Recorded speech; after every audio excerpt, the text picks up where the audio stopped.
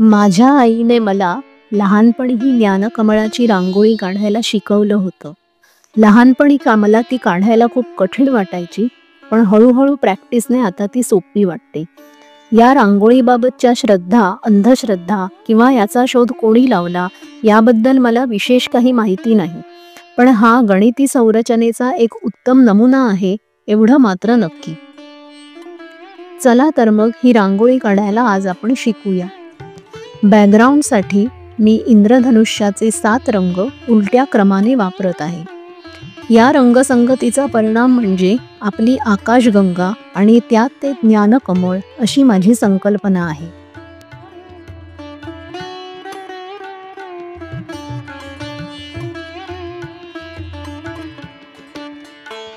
आता लाल रंग मध्यबिंदू आहे असं समजून त्याच्या 8 दिशांना प्रत्येकी 5 ठिपके काढायचे आहे.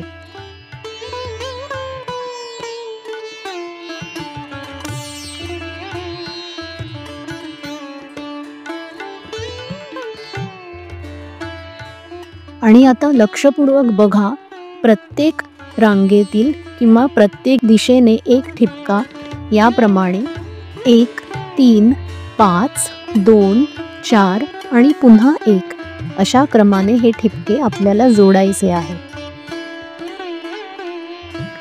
अशाच तऱ्हेने कंटिन्यू करून 8 वेळा ही कृती केल्यास हे ज्ञानकमळ पूर्ण होईल.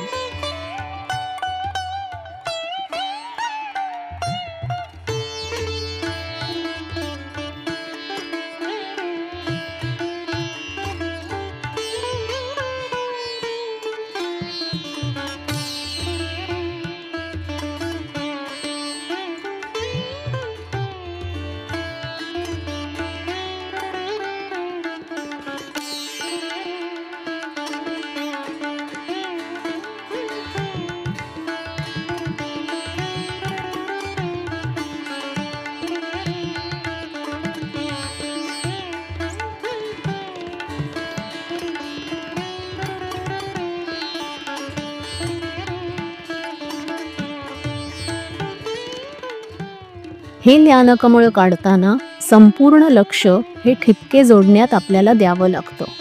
त्यामुळे आपली स्मरणशक्ती आणि एकाग्रता खूप वाढते, जी ज्ञानसंपादनासाठी खूप आवश्यक आहे.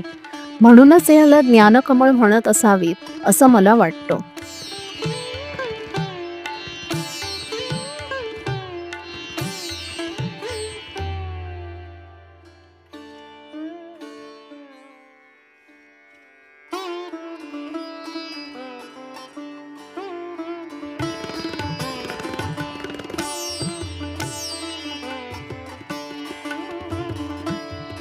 तुम्ही रोज हे ज्ञानकमळ काढल्यास तुमच्यातली सकारात्मक ऊर्जा नक्कीच वाढेल अशी मला आशा आहे, कारण मला स्वतःला त्याचा असा अनुभव आहे.